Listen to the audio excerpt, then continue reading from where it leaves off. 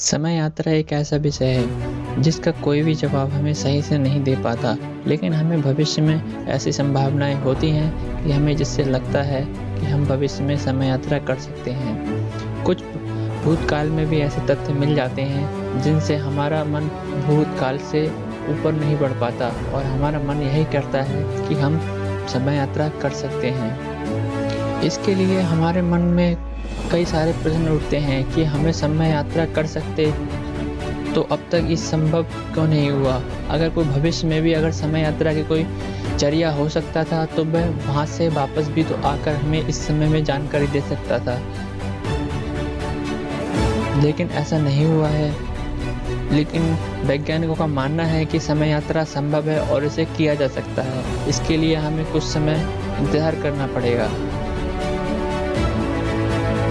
ऐसी ही घटनाएं हमें भविष्य में तो आसार नज़र आती हैं, लेकिन भूतकाल में भी कुछ ऐसी कहानियाँ जिसे हम कितनी सच्ची व झूठी मान सकते हैं, इस पर कुछ नहीं कहा जा सकता, हमारे सामने आई हैं। अमेरिका सन 1951 जून के महीने में एक व्यक्ति सड़क के बीच अचानक आ जाता है।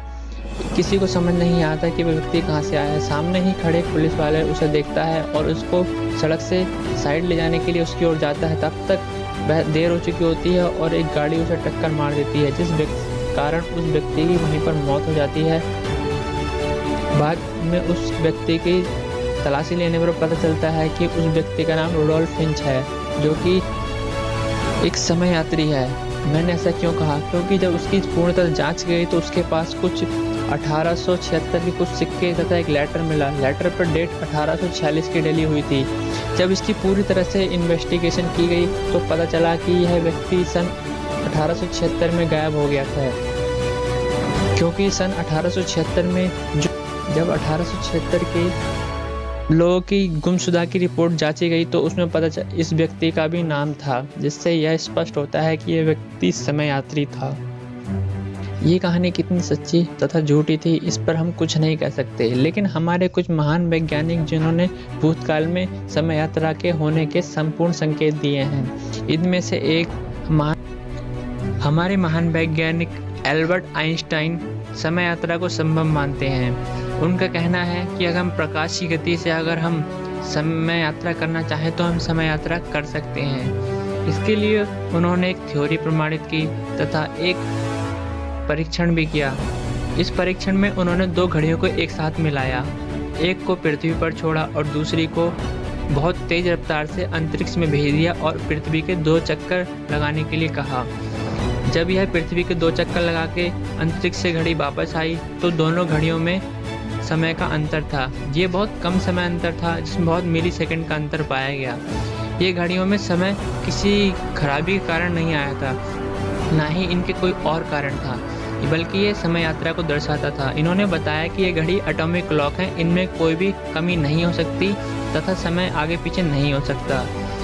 इनके अनुसार समय यात्रा संभव तभी हो पाएगी अगर हम समय बहुत तेज गति से जाएं तो, अर्थात अगर हम प्रकाश की गति से जाएं तो हम समय यात्रा को कर सकते हैं। इनके अनुसार अगर हम पृथ्वी से बाहर जाएं लाइट की स्पीड से तो समय हमारे लिए बहुत धीमा बीतेगा और जो पृथ्वी है उस पर समय बहुत तेजी से बीत जाएगा। इस कारण से हम समय यात्रा कर सकते हैं।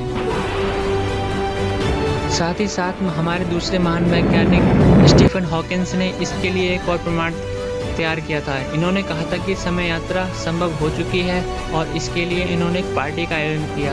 सन 2009 में 28 जून को इन्होंने एक ऐसी पार्टी रखी जिसमें केवल समय यात्रियों के लिए आमंत्रित था। इस पार्टी का इन्होंने जिक्र तब तक नहीं किया था जब तक ये पार्टी ख़त्म नहीं हो जाती। इन्होंने बताया कि इसमें केवल समय यात्री ही भाग लेंगे। इन्होंने अपने पूरे घर की लोकेशन के साथ कुछ कार्ड छपवाए तथा उसे पार्टी ख़त्म होने के बाद ही बांटा। और पार्टी ख़त्म होने के बाद इन्होंने बताया कि उस पार्टी में कोई भी समय यात्री नहीं आया था।